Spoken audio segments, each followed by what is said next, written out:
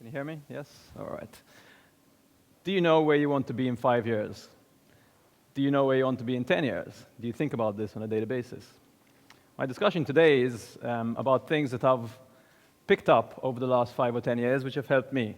Tips, strategies on how to deal with people, work with people, and how to make myself better. My hope today is that you all pick up maybe one or two of these things. Some of them might not be new to you. But hopefully, in 6 months, 12 months, we'll meet again and you tell me, yes, I tried that and it works. Or you'll tell me, I've tried something similar or I've improved on it. I'll start off with some tips on how to work with others. First step, getting an honest opinion.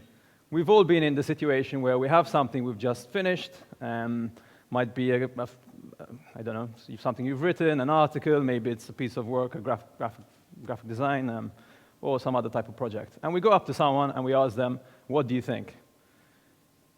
Very often, what we get back is not necessarily honesty. What we get back is, I like it. But really, that's not what you want. What you want is constructive criticism so you can make whatever you've done better. And think about it the other way around as well. How many times have people come up to you and asked you, what do you think of my work? And your reaction is, yes, I like it, but deep down there's something you want to tell them, but you don't quite tell them. It happens to all of us. So my advice here is, next time you have a project or something you want to show to someone, rather than tell them, what do you think of this, tell them, how would you make it better?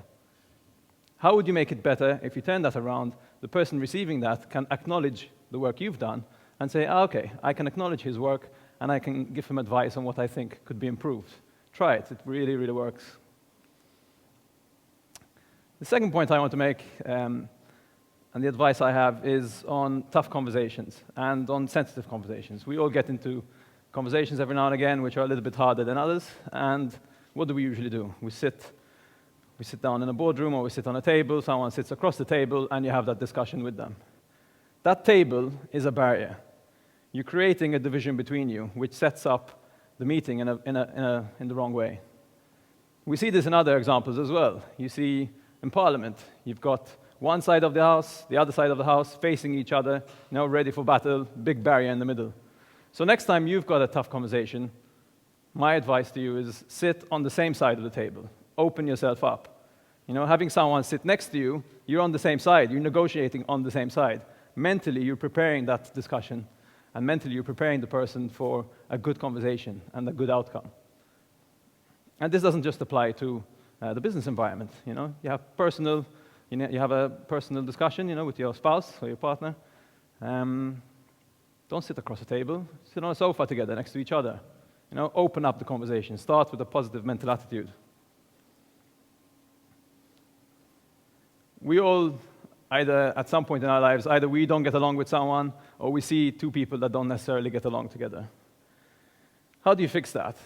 You might know that, or you might have noticed that a lot of these times people bicker over the silliest of things, the smallest of things. So how do you bring people to get along when they're constantly battling against each other? So my advice here is try to find something that they both have in common and try to give them something in common for them to fight against. So, for example, if you've got, I'll give you take it to a different example. If you've got, football supporters. I'm a Liverpool Football Club supporter. I don't know if there are any here with Liverpool. There we go. Liverpool, Manchester United, big game on Sunday. You won't get the two people, you don't get the two supporters, the two sides sitting together in the same pub. 2 months later, there'll be England playing, and the two supporters are hugging each other and singing like nothing ever happened. It's that commonality, that common element, which you need to find in either your discussion with the person that you're having an issue with, or with two people who you're trying to get them to get along. Find that common element that they can both fight towards. Ed Harnish, a great person, he was one of my mentors, VP of Marketing at GFI. A few years ago when he first joined, he taught me something, and this was to give people autonomy, give people ownership of a project. When you've got a project, very often what we do is we give pieces of that project to someone. And that person comes in, does a piece of it, and then goes out.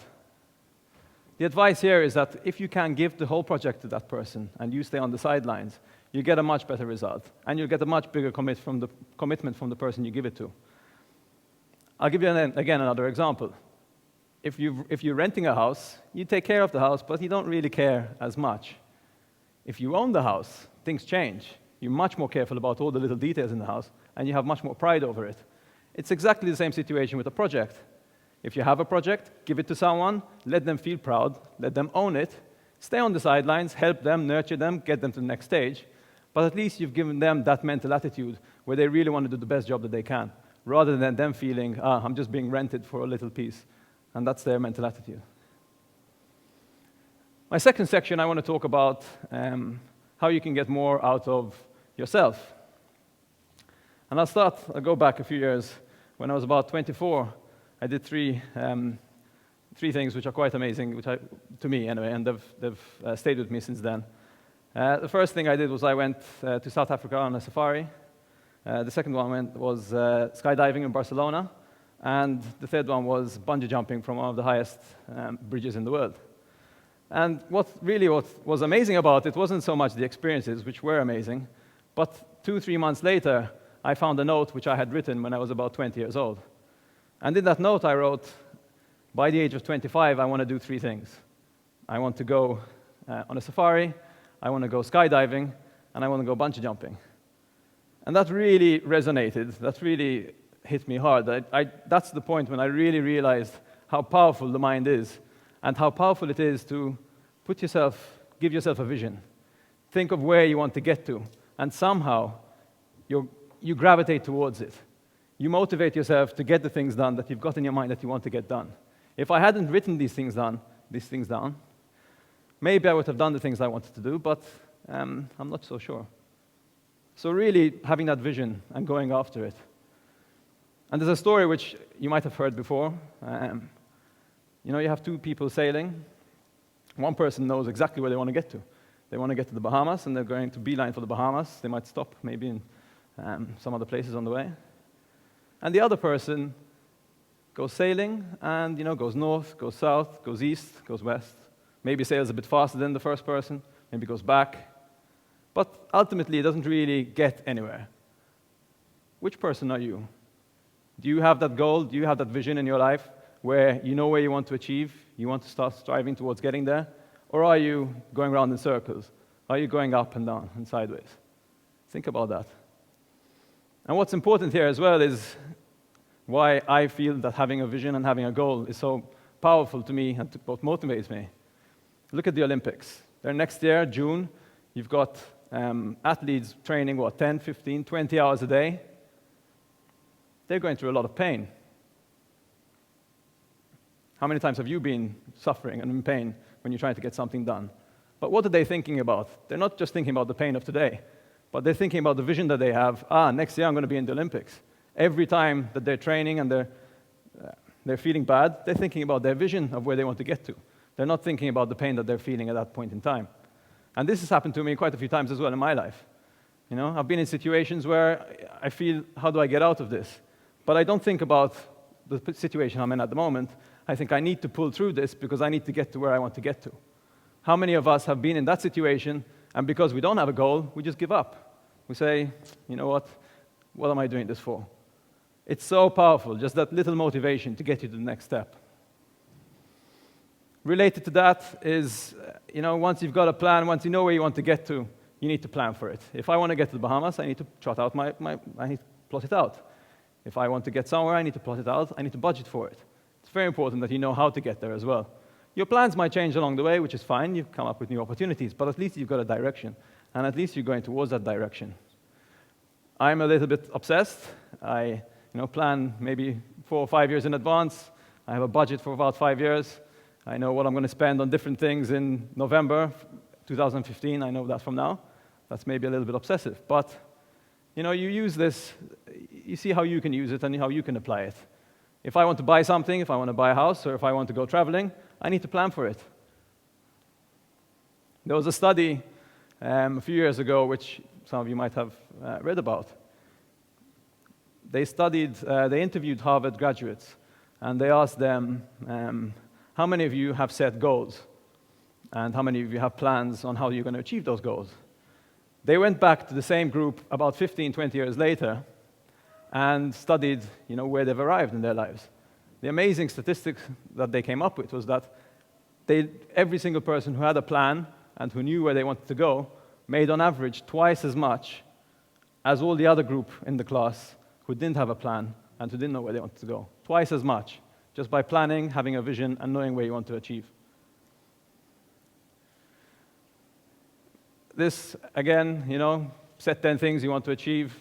That's fine. New Year's is coming up. I've got 10 New Year's resolutions. And, by the second TED week, you've forgotten what those resolutions were. My advice here is I take myself back to about 10 years ago as well. I had 10 things I wanted to accomplish. But when I do that, I try to change it around a little bit. I try to create a bit of a game out of those 10 accomplishments. So one of them was I wanted to start networking a bit more. I wanted to meet some new contacts. And the first thing I did was I wrote down that I wanted to meet 5 new people in January, 5 new people in February, and 5 new contacts in March. What I found myself doing is when I was in a situation where I could meet somebody new or I could make that extra connection, because I've got this game in my mind that I need to hit 5 and I've only met 3 people this month, then you make that extra effort and you say, okay, let me just go do that. So let me get the number 4 and let me get the number 5.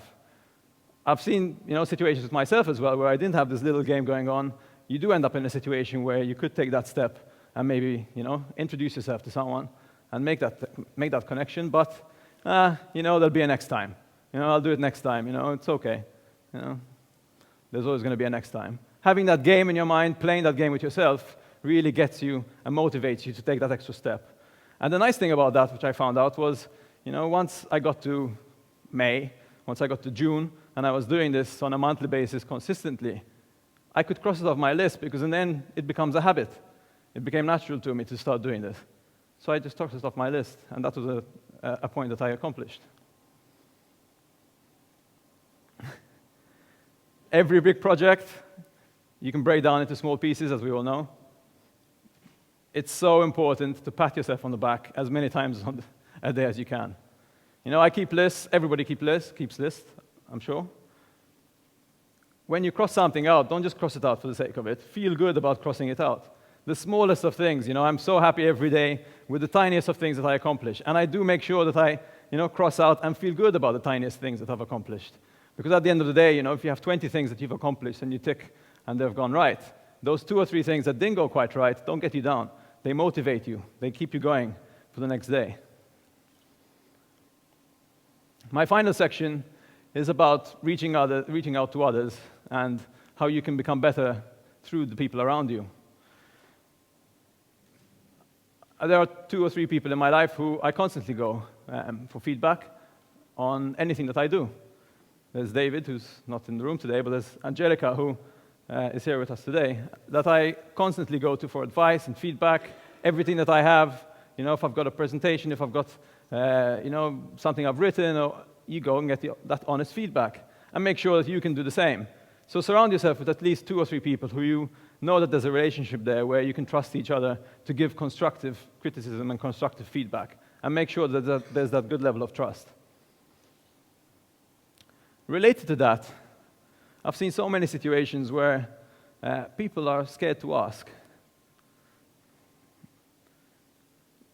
Scared to ask for advice from people who might know the answer. I don't want to bother him. I don't want to bother her.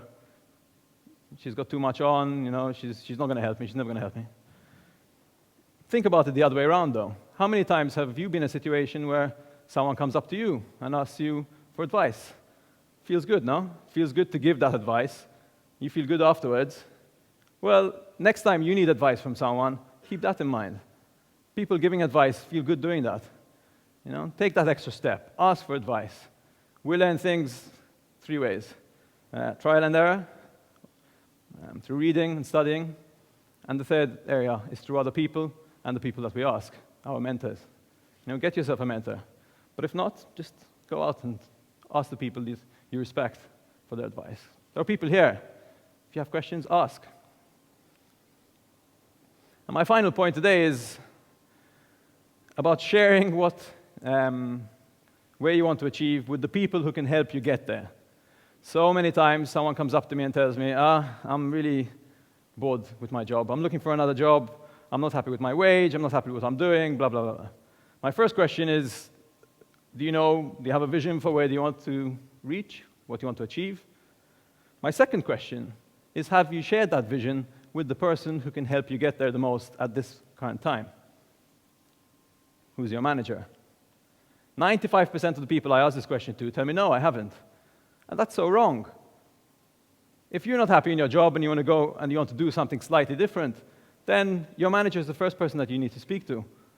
Because he's the one that next time there's a situation where he might need someone to help on one particular area, maybe that's an area that he knew that you liked, so he'll put you in that direction.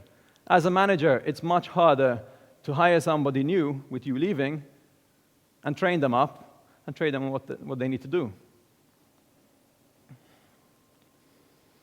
And to end here, everybody talks about having a passion for what you do.